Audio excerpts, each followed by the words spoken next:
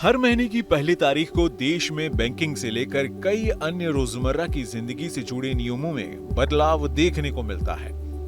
इसी में 1 अगस्त से भी देश में अहम बदलाव लागू होने जा रहे हैं। इस बदलाव का आम जनजीवन के साथ साथ आप पर सीधा असर देखने को मिल सकता है। इसका असर आपके खर्च, ट्रांजैक्शन और बजट पर भी पड़ सकता है। इसी कड़ी में 1 अगस्त से यूपीआई पेमेंट लिमिट, एसबीआई का credit card, national payment corporation of India यानी एनपीसीआई, बैंकिंग नियामक, आरबीआई, एलपीजी सिलेंडर और तेल कंपनियों के नियमों में बदलाव हो सकता है।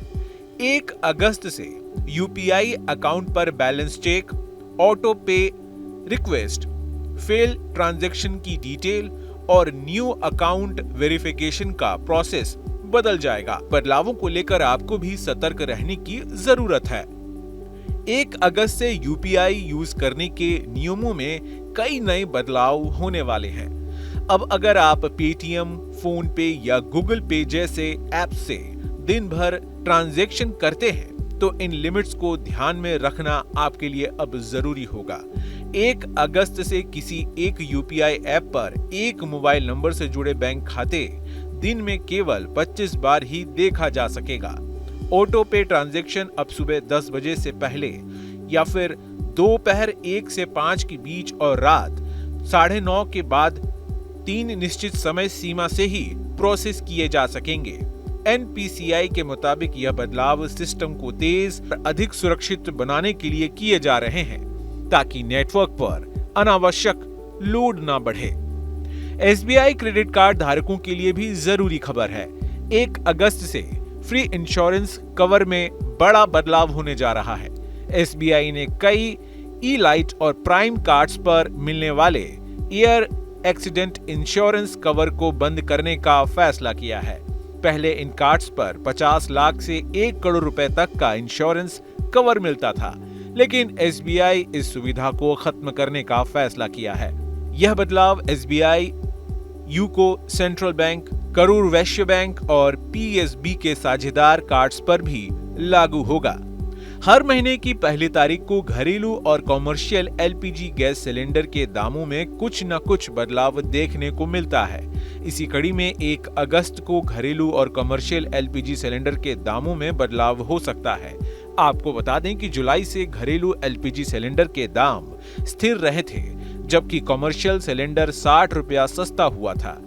ऐसे में उम्मीद की जा रही है कि इस बार भी घरेलू एलपीजी सिलेंडर उपभोक्ताओं को कुछ राहत मिल सकती है।